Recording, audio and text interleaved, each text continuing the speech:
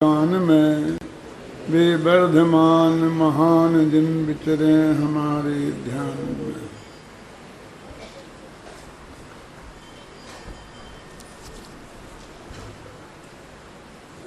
अब अपनी बात तो चल रही अरस में रूप गाथा की। अरस के बोल पर मैंने कल घटित किया था।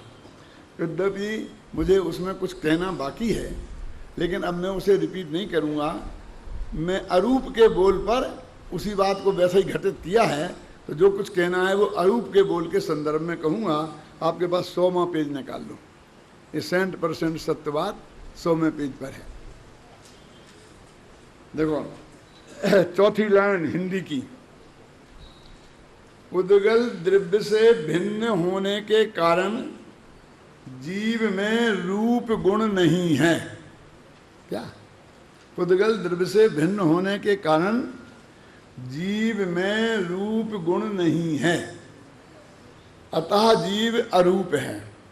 और पुद्गल द्रव्य के गुणों से भिन्न होने के कारण जीव स्वयं भी रस रूप गुण रूप नहीं है, अतः जीव अरूप है। अरूप सब तो दोनों का एक है, और दोनों में फर्क क्या डाला? बोला अध्यात्म है। किताब क्यों नहीं रखते? वो अंतर समझ में नहीं आएगा किताब को देखे बिना।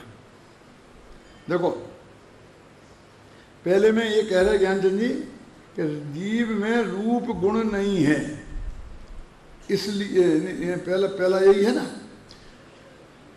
पुद्गल द्रव्य से भिन्न होने के कारण जीव में रूप गुण नहीं है, और दूसरे में कह रहे कि जीव स्वयं रूप गुण रूप नहीं है। इतना फर्क है। देखो अब देखो, वो जीव नहीं है, गुण रूप नहीं है, जीव नहीं गुण रूप। फर्क क्या है? पहले कहते हैं कि जीव में रस नाम का गुण नहीं है, और दूसरी में कह रहे हैं कि जीव रस गुण रूप नहीं है। और पुद्गल द्रव्य से भिन्न होने के कारण रस रूप नहीं है, और पुद्गल द्रव्य के गुणों से भिन्न होने के कारण रस गुण रूप नहीं है। ये फर्क है। ये सहज वैसे ध्यान जाता नहीं है शिखरचंद जी। ये ध्यान स्पेशल दिलाना पड़ता है तो फिर चला जाता है। ऐसा कुछ नहीं है। मतलब इसमें कोई नई बात मैं कुछ नहीं कह रहा हूँ। आप भी पढ़ते जाएंगे, लेकिन वो बस अरस भरा भरा कहेंगे द्रव्य से नहीं है, भिन्न है, गुण से भिन्न है, इसलिए कहा। लेकिन दोनों में फर्क डाला ना कि वो रस रूप नहीं है, और पुद्गल द्रव्य से भिन्न होने के कारण, पुद्गल द्रव्य के गुणों से भिन्न होने के कारण। अब देखिए तीसरा बोल है कि पुद्गल द्रव्य का स्वामी नहीं होने से वो द्रव्य इंद्रियों के माध्यम से जानने में रस को नहीं जानता, इसलिए वो अरस है। अब पुद्गल द्रव्य का स्वामी नहीं होने से क्या मतलब? कि जो इंद्रियां है ना, ये पुद्गल द्रव्य की बनी है।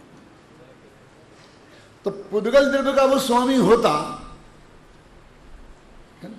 इसे जरा पंडित जी के थोड़ा आगे रखा करे, थोड़ा कुर्सी, तो मुझे कम गर्दन घुमानी पड़ेगी जितनी कर सकते हो। तो क्या बात कर रहा मैं? स्वामी नहीं होने से। तो पुद्गल द्रव्य का स्वामी नहीं है, तो पुद्गल द्रव्य का स्वामी होता, समझ आई ना? इंद्रियां बनी है पुद्गल द्रव्य की। तो जब मैं इंद्रियों का स्वामी नहीं हूं, इंद्रियां मेरी गुलाम नहीं है, तो मैं इंद्रियों से कैसे जान सकता हूं? आप समझे ना? मैं आंख का स्वामी नहीं हूं, आंख को आर्डर दूंगा तू देख, वो कहे नहीं देखने का, मैं तुम्हारा नौकर थोड़ी हूं, बोलते ना। और जरा अच्छी भाषा में बोले तो मैं तुम्हारे बाप का नौकर हूं। यानी पुद्गल द्रव्य का, इंद्रियां पुद्गल द्रव्यमय हैं, और जीव चूंकि पुद्गल द्रव्य का स्वामी नहीं है, इसलिए इंद्रियों का स्वामी नहीं है। जब इंद्रियों का स्वामी नहीं है तो इंद्रियों से कैसे जानेगा? इसलिए वो अरस है। रस नहीं चखता इंद्रिय, ये जवान से रस नहीं चखते, रसना इंद्री से रस नहीं चखते, क्योंकि रसना इंद्री के तुम मालिक नहीं हो। ये कभी भी जवाब दे देती है, तुम हमेशा चाहो वैसा काम करती है क्या? और चौथे में क्या कहा? चौथे बोल में क्या कहा? देखो छायोपशमक भाव रूप नहीं हूं।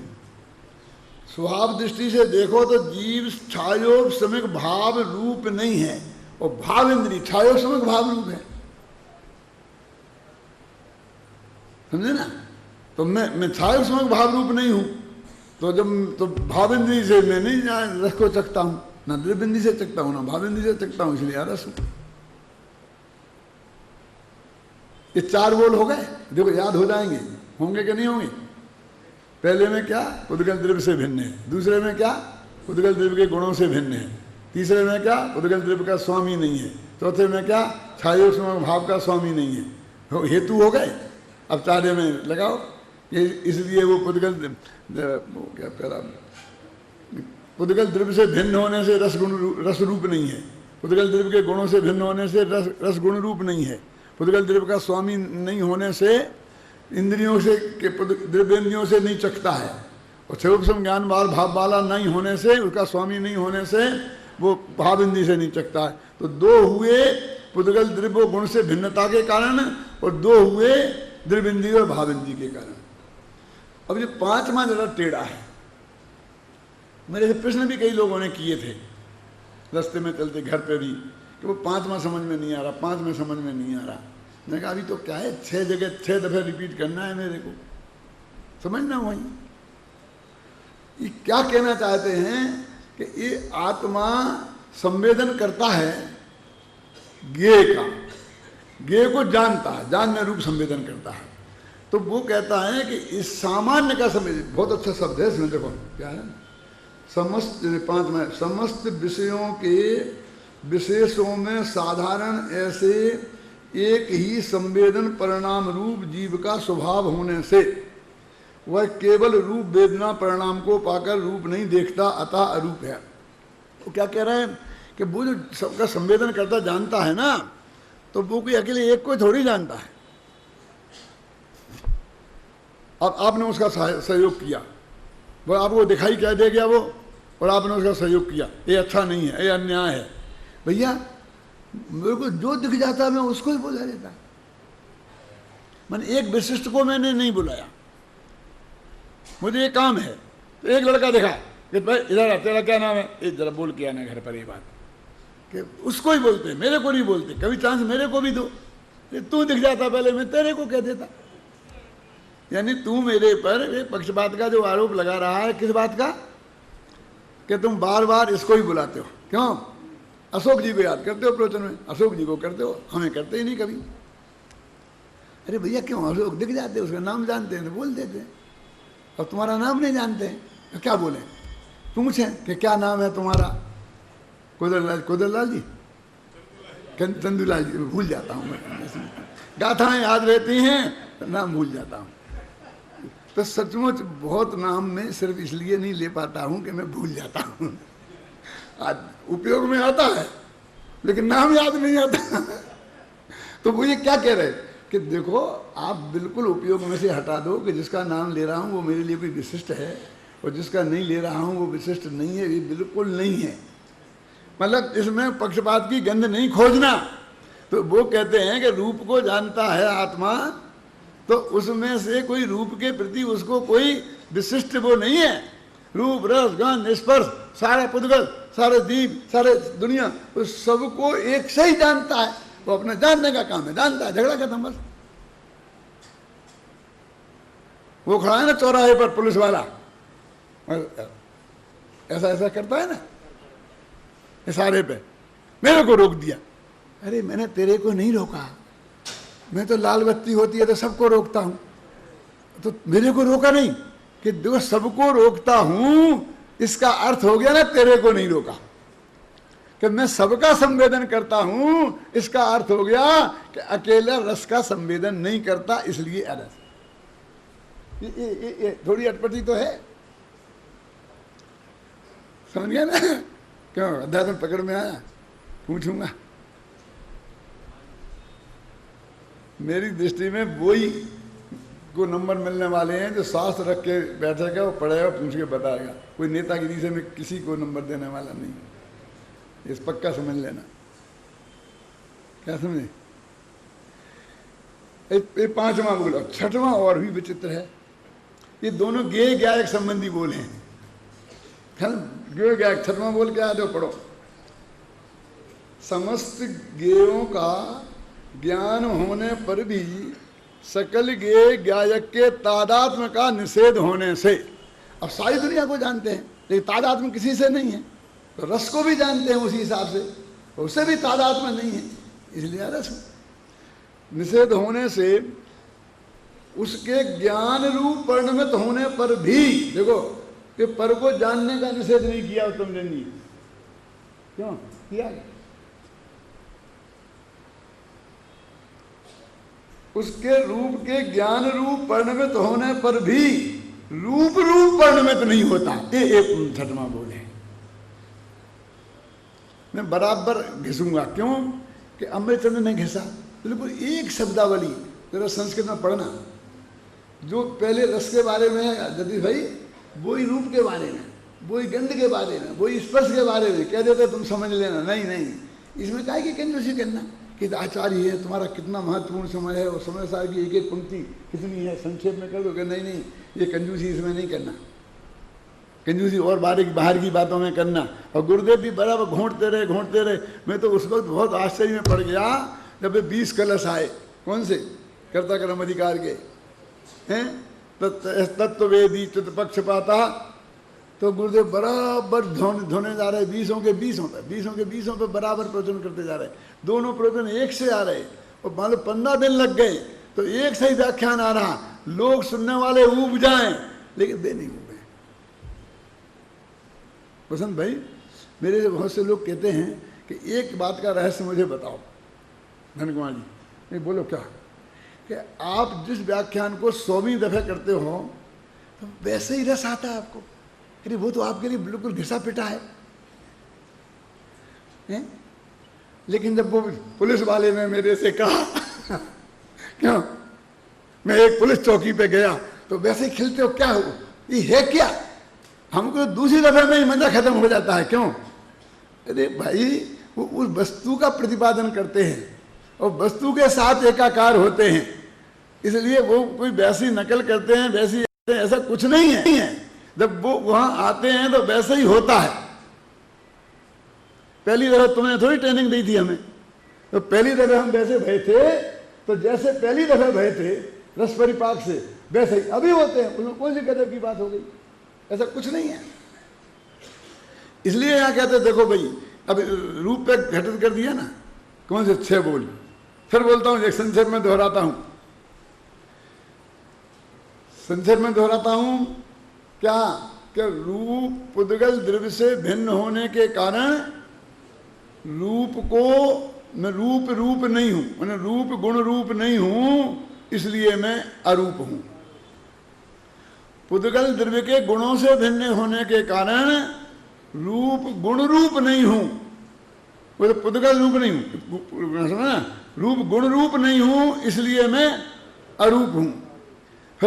फिर मैं पुद्गल द्रव्य का स्वामी नहीं होने से, पुद्गल से रचित जो द्रव्य इंद्रियां हैं उनसे नहीं जानता, उनसे रस नहीं चखता, इसलिए मैं अरस हूं। और मैं भाव इंद्रियों से भी रस नहीं चखता। पुद्गल द्रव्य में लगाया परमार्थ से, और चौथे बोल में लगाया स्वभाव दृष्टि से। ख्याल में है ना? बिल्कुल याद हो जाएंगे। ख्याल में है ना? 4 हो गए, 5वां अकेले तुम्हीं को थोड़ी जानता, अकेले तुम्हीं को नहीं जानता हूं, सबको जानता हूं मैं तो, जो आता है मैं तो उससे कहता हूं। क्यों?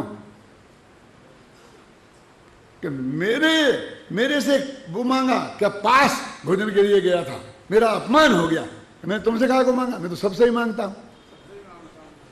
हाँ, राष्ट्रपति जी का अपमान हो गया। कैसे हो गया? क्योंकि उनकी जांच कर ली। किसने? उनने। वे कहते भैया हमने क्या, मैं तो सबकी कर रहा हूँ, जहाँ जो भी आता हूँ सबकी करता हूँ, कि तूने पहचाना नहीं? पहचान तो लिया था। फिर क्यों की? कि मुझे वो पता नहीं था कि राष्ट्रपति की नहीं करना चाहिए, कि जब राष्ट्रपति आ जाए तब तो तूने की नहीं थी, वो तो मुझे पता था, लेकिन भूतपूर्व राष्ट्रपतियों की भी नहीं करना चाहिए, ये मुझे कानून पता नहीं था। ये कानून पता नहीं होने का दंड देना हो दे दो। क्यों? समझ गए ना आप? मैं तुम्हारा अपमान करने का मेरा उद्देश्य नहीं है। मेरे साहब ने कह दिया कि एक भी आदमी नहीं जाना चाहिए, यदि वहां पर चला गया बम तो मालूम कितना, क्यों कड़काई है, अपन कड़काई कर दें कि नहीं कर दें? हम बेचारे एक विद्यार्थी को खड़ा कर दें वहां भोजनालय के सामने, जो भी आए उसको अंदर नहीं घुसने देना। क्यों? अब उसने आपको उसकी वहाँ ड्यूटी लगा दी, बाहर से आया बेचारा, यहाँ आता ही नहीं है, और मैं गया और मुझको ही टोक दे वो। ऐसा होता है, ये हो सकता है। जब मैं सब पहली दफ़े जयपुर आया था प्रवचन करने, तो कौन सा सन था, 67 में, तो मेरे साथ 7 आदमी आए थे। तो एक हीरालाल जी थे इंदौर वाले, वे काली टोपी लगाते थे, वो बुजुर्ग थे मेरे से, वो मेरे बहुत दोस्त थे, और मैं तो प्रवचन में ही टोपी लगाता था, बाकी तो नंगे ही चल रहता हूँ, आज भी ऐसा ही है। तो मैं यहाँ पीछे ठहरा था, तो यहाँ पर जिस आदमी को ये ड्यूटी सौंपी गई थी, उनका स्वर्गवास हो गया, इसलिए नाम नहीं बताता हूँ, कि हमारी संभाल करे वो। तो वो हीरालाल जी कहते थे तो सब बात मानता था, मैं कहता था सुनते ही नहीं था। तो मैंने उन हीरालाल जी से कहा कि आप जाओ और उनको ऐसा बोलो। बोले आप नहीं बोल सकते, वो मेरे बहुत गहरे दोस्त थे जो मेरे से ऐसा कह सकते थे, आप नहीं बोल सकते, मेरे को बोलते हैं। मैंने कहा भाई तुम पंडित जी तुम हो वे तुम्हारी सुनेंगे, क्यों? मेरी सुनते ही नहीं। क्यों? क्योंकि जब मैं यहाँ प्रवचन करता था स्मारक में, तब वो शहर में रहते थे, जब मैं शहर में प्रवचन करता था तब वो यहाँ रहते थे। तो उन्होंने एक दिन भी गद्दी पे बैठे मुझे नहीं देखा था, ख्याल में आई ना। अब उन 7 आदमियों में से उन्हें जो पंडित जैसा लगा टोपी वाला, तो टोपी वाला की सुनते थे मेरी नहीं सुनते थे। क्या करें बोलो, हो सकता है क्या नहीं? तो वो कहे कि देखो कि मैं तो पंडित जी की अलावा किसी की नहीं सुनता। क्यों? इसलिए मैंने आपकी नहीं सुनी, ऐसी कोई बात नहीं है, मैं किसी की नहीं सुनता, इसलिए आपकी नहीं सुनी ये मेरा अपराध नहीं है। ये कहने का मतलब समझ गया ना? तो ऐसा 5वां बोल, 6वां बोल बोला, मैं तो सारी दुनिया को जानता हूं, लेकिन किसी भी गेय के साथ में तादाद में स्थापित नहीं करता। ख्याल में है ना?